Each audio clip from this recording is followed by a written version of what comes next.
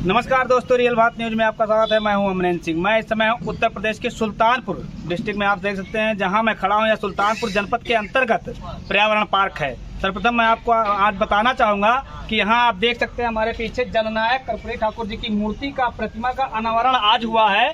और इसके साथ साथ महापदम वेलफेयर ऑर्गेनाइजेशन जनपद सुल्तानपुर के द्वारा यह भव्य कार्यक्रम आज संपूर्ण हुआ है। यहाँ के प्रांतीय अध्यक्ष हमारे साथ हैं, आइए इनसे जानते हैं क्या कार्यक्रम था। शुरू करते हैं। सर, आपका हमारे चैनल में हार्दिक स्वागत है।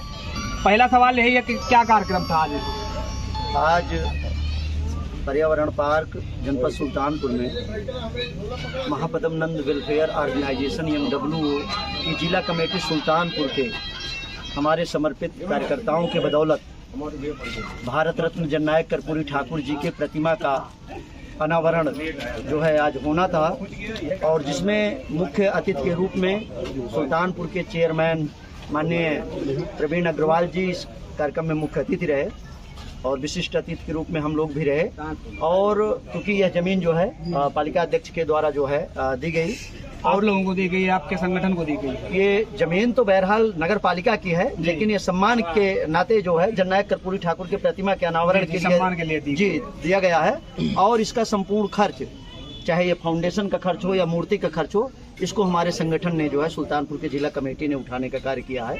आप लोगों के द्वारा उठाया गया है जी। अच्छा, इस बार भारत रत्न मिलने से आप लोग कितना खुश हैं? सरकार से खुश हैं कि नहीं? नहीं, ये तो भाई कोई भी व्यक्ति हो, जहाँ पर हम लोग लगभग 10-12 साल से जो है पूरे देश में इस मांग को चली आ रही थी, क्योंकि जननायक कर्पूरी ठाकुर कोई साधारण नेता नहीं थे।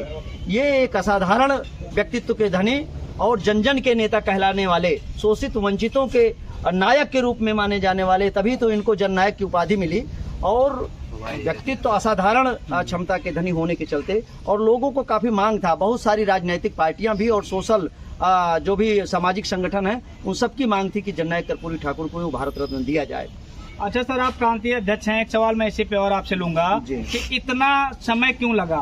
भारत रत्न बड़े इंसान थे और हर समाज के लिए इन्होंने काम किया था, तो इतना समय क्यों लगा इनको भारत रत्न देने में? आपका प्रश्न शायद मैं समझता हूँ बहुत ही अच्छा है, क्योंकि मैं खुल करके कहना चाहता हूँ आप मीडिया के माध्यम से। और क्योंकि जो भी शोषित वंचित लोग हुए हैं, जब वो उठते हैं, जब उनके मान सम्मान की बात आती है, तो हर व्यक्ति यही चाहता है कि उसको जब तक हो सके तब तक दबाया जाए। जननायक कर्पूरी ठाकुर, जननायक कर्पूरी ठाकुर।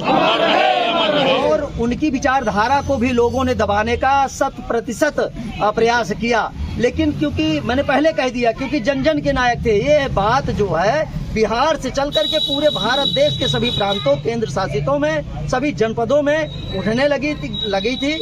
इसलिए जो है अब सरकार को यह लगने लगा था कि अगर हम इस समय भी अगर जननायक कर्पूरी ठाकुर जी को भारत रत्न नहीं देते हैं तो हमारा वोटों का काफी बैलेंस बिगड़ सकता है। इसलिए अब साधने के लिए या जैसे भी हो, हम इतने से खुश हैं कि भारत सरकार ने जननायक कर्पूरी ठाकुर जी को देश के सर्वोच्च बड़े सम्मान भारत रत्न से सम्मानित किया है। इसके लिए हम भारत सरकार को बहुत बहुत बधाई देते हैं। चलिए, एक सवाल मेरा आपसे और है, अंतिम प्रश्न होगा मेरा।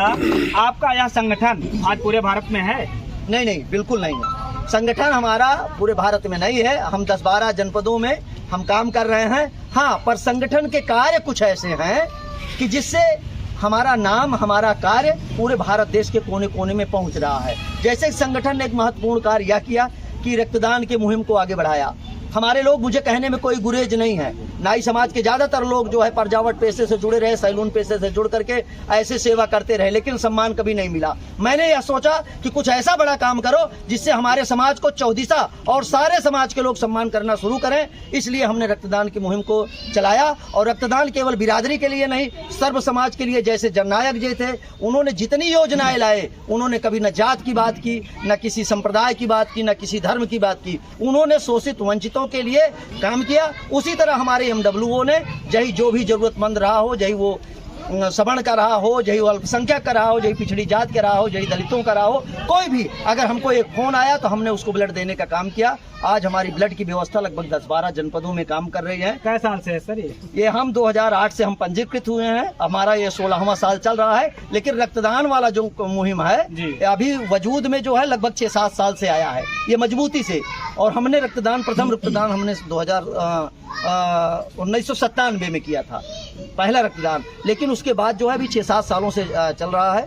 अमेठी, प्रतापगढ़, सुल्तानपुर, प्रयागराज और ये हमारा अपना ये जौनपुर, भदोही, मिर्जापुर, ये सारी जगह पर हम लोग काम कर रहे हैं। जस्ट ही बना और हमारा अयोध्या और ये रायबरेली, लखनऊ, ये सारा अभी जल्द ही बहुत ही कम समय में हम चाहेंगे कि उत्तर प्रदेश के हर जनपद तक हमारा ये मिशन जाए। और पर्यावरण के लिए भी हम लोग काम कर रहे हैं। हम लोग ये आज भी आप अपने लोगों को संकल्पित करवाए हैं कि मेरा हर एक भाई कम से कम इसी सप्ताह के शनिवार तक एक पेड़ लगाने का कार्य करे, जिससे हमारा पर्यावरण सही रहे, मानव जीवन सुरक्षित रहे, यह सृष्टि बढ़िया से चलती रहे और सभी जीव जंतुओं को भरपूर प्यार मिले।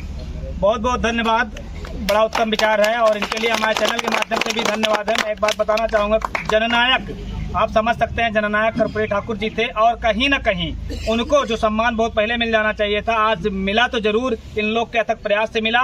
और कहीं ना कहीं जो इनके समाज को उपेक्षित किया गया था, आज उसका मान सम्मान समाज के ये जिम्मेदार लोग आगे आए हैं और कहीं ना कहीं अपने समाज का मान सम्मान बढ़ाने के साथ साथ हर समाज के लिए ये लोग काम कर रहे हैं। उसके लिए इनको और इनके संगठन को तहे दिल से धन्यवाद। हमारे चैनल को समय देने के लिए धन्यवाद। जय हिंद, जय भारत।